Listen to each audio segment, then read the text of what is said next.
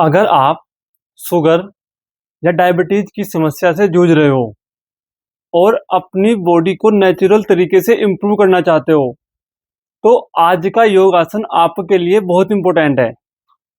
आज मैं कुछ ऐसे योग आसन बताऊंगा जिनको आप अपनी डेली लाइफ में इम्प्लीमेंट करने से आपका जो शुगर लेवल है वो कंट्रोल होने में आपकी बहुत हेल्प करेगा। जी हाँ, हमारा पहला आसन है मंडूक आसन। मंडूक आसन के लिए हम वज्रासन में बैठ जाएंगे।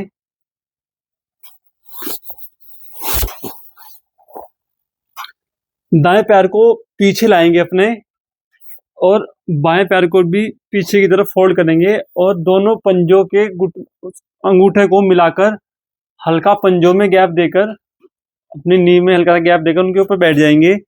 ये हुआ हमारा वज्रासन। वज्रासन के बाद हम करेंगे मंडूक आसन। जब हम मंडूक आसन करते हैं तो अपनी दोनों मुट्ठी को बंद करेंगे, अपने अंगूठे को अंदर की तरफ फोल्ड करेंगे और मुट्ठी को बंद करते हुए अपने पेट पर लगाएंगे, नाभि के पास।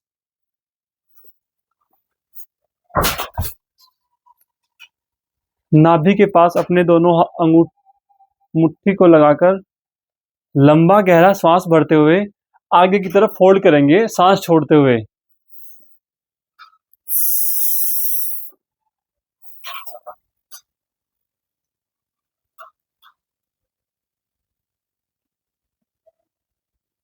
जितना संभव हो आगे झुकने का प्रयास करेंगे।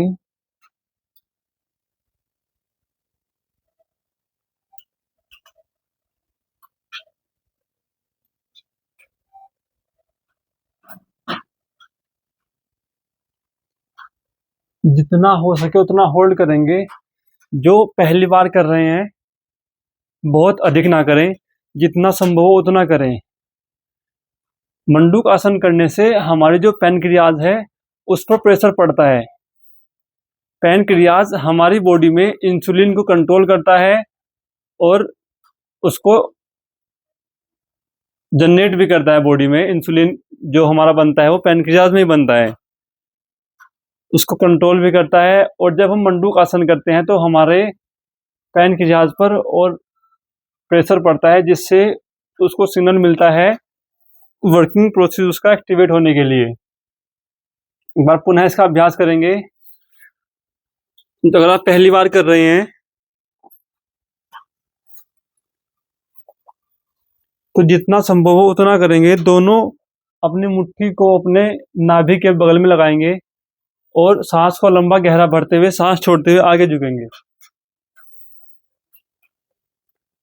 इसमें बहुत से लोग गलती क्या करते हैं, ऐसे उठ जाते हैं आगे झुकने के लिए।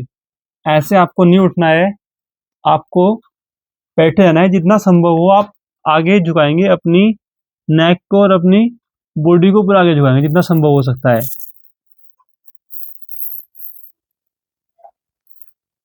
अपने नितंब को ऊपर नहीं उठाएंगे आप, ऐसे ना। बहुत से लोग ऐसे करते हैं, ऐसे आपको नहीं करना है। वज्रासन में बैठे रहेंगे, अपनी बॉडी को जितना संभव हो उतना आगे लाएंगे। ये हुआ हमारा मंडूक आसन। इसके बाद करते हैं हम हलासन।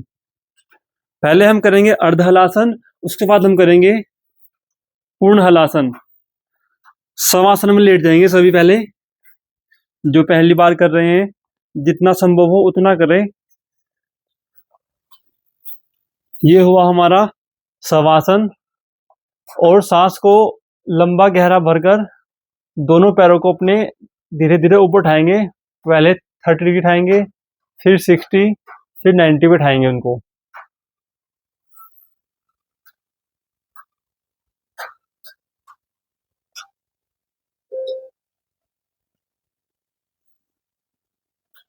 ये हुआ हमारा अर्ध हलासन। जो पहली बार कर रहे हैं पहले वो अर्ध हलासन करेंगे, उसके बाद प्रयास करेंगे वो हलासन करने का। अब आपको दोनों पैरों को पीछे की तरफ फोल्ड करना है। प्रयास करेंगे अपने पैर को जमीन से मिलाने का, अपने पंजों को। इसमें आपके घुटने बिल्कुल सीधे रहेंगे।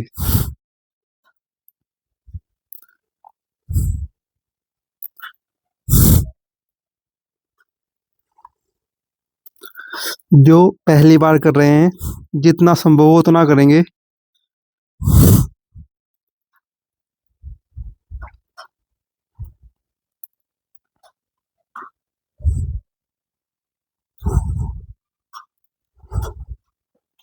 दोनों हाथों को अपने सिर के पीछे ले आएंगे।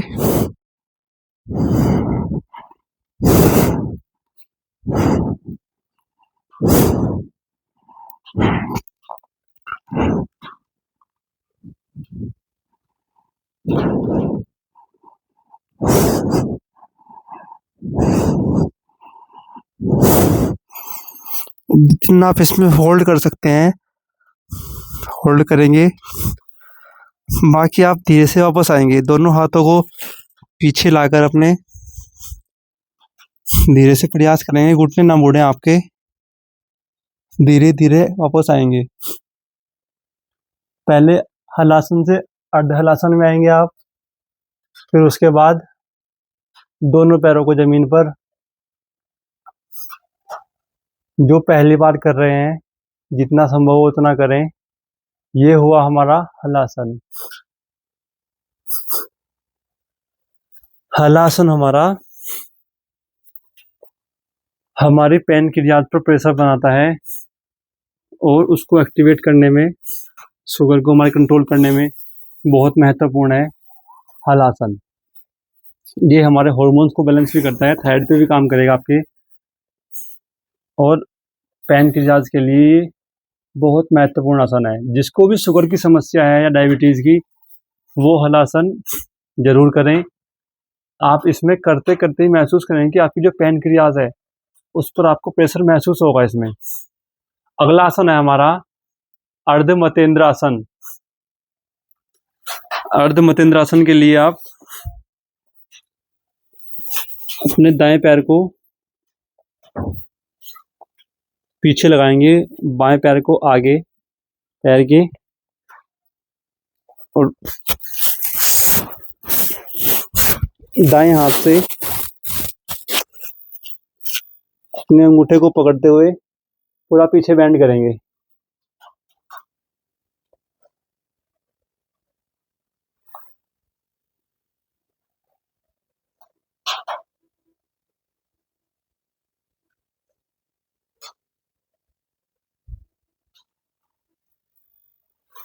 अब इसको बाएं पैर से करेंगे।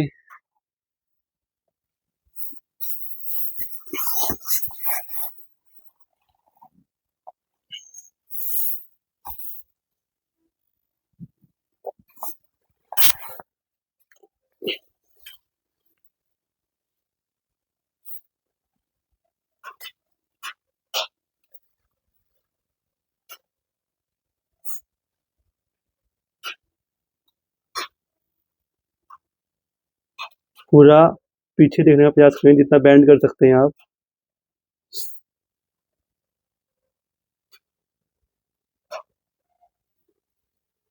ये हुआ हमारा अर्ध मतेंद्र आसन। इसको भी आप जितना इसमें होल्ड करेंगे उतना आपको इसका अधिक लाभ प्राप्त होगा। ये आपके लीवर और पैनक्रियाज को एक्टिवेट करता है। इससे आपके लीवर और पैनक्रियाज दोनों मजबूत हो जाएंगे, जिससे आपको शुगर की समस्या नहीं होगी, डायबिटीज़ नहीं होगा। डायबिटीज़ हमारा शुगर और पैनक्रियाज का ही रोग है। और जब हमारे तीनों दोष बिगड़ रहे हैं, वात पित्त कफ, ये तीनों का ही दोष है, वात पित्त और कफ का। अर्ध मतेंद्र आसन करने से आपकी पैनक्रियाज और आपके लीवर पर इफेक्ट पड़ता है, जिससे उनकी जो वर्किंग प्रोसेस है वो इम्प्रूव हो जाती है। आपको डायबिटीज़ के लिए बहुत महत्वपूर्ण है ये। इसके बाद हम करेंगे अनुलोम विलोम प्राणायाम। अनुलोम विलोम प्राणायाम हमारा तेरी दोष को बैलेंस करता है, हमारे स्ट्रेस को रिलीज करता है। स्ट्रेस के लिए बहुत इम्पोर्टेंट है हमारा अनुलोम विलोम प्राणायाम। अगर आपको स्ट्रेस की समस्या है तो भी आपको डायबिटीज़ की समस्या हो सकती है। पद्मासन में बैठ जाएंगे सब। दोनों हाथों को ज्ञान मुद्रा में लाएंगे, घुटनों के ऊपर रखेंगे दोनों हाथों को। अनुलोम विलोम प्राणायाम। ये हमारे तीनों दोष को बैलेंस करता है और हमारी जो स्ट्रेस है, माइंड है और हमारे बॉडी को ये शांत करता है। जब माइंड रिलैक्स हो जाएगा तो बॉडी भी हमारी रिलैक्स हो जाएगी इसमें। अब देखते हैं इसको करना कैसे है। अपने दाहिने हाथ के अंगूठे से दाहिने नाक को अपने बंद करते हुए बाएं नाक से श्वास को आप अंदर लेंगे जितना ले सकते हैं अपने सामर्थ्य अनुसार।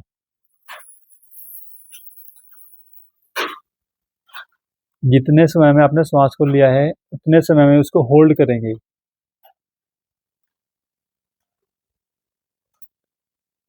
फिर उतने समय बाद ही आप उसको दाएं नाक से बाहर निकाल देंगे।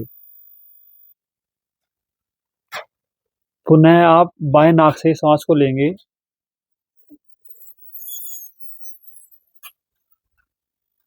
जितने समय में आपने लिया है उतने समय के लिए होल्ड करेंगे इसको।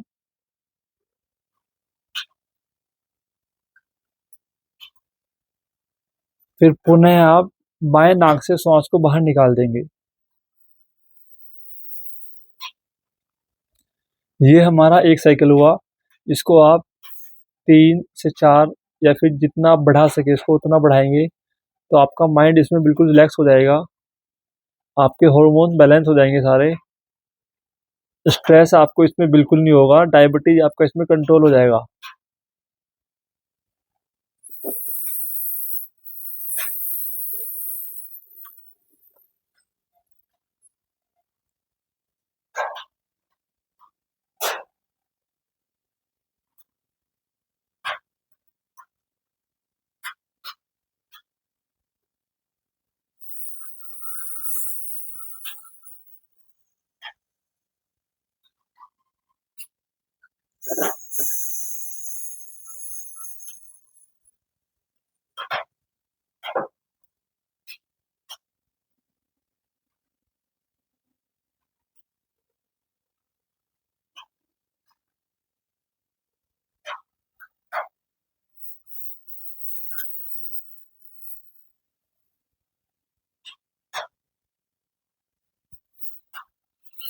ये हुआ हमारा अनुलोम विलोम प्राणायाम।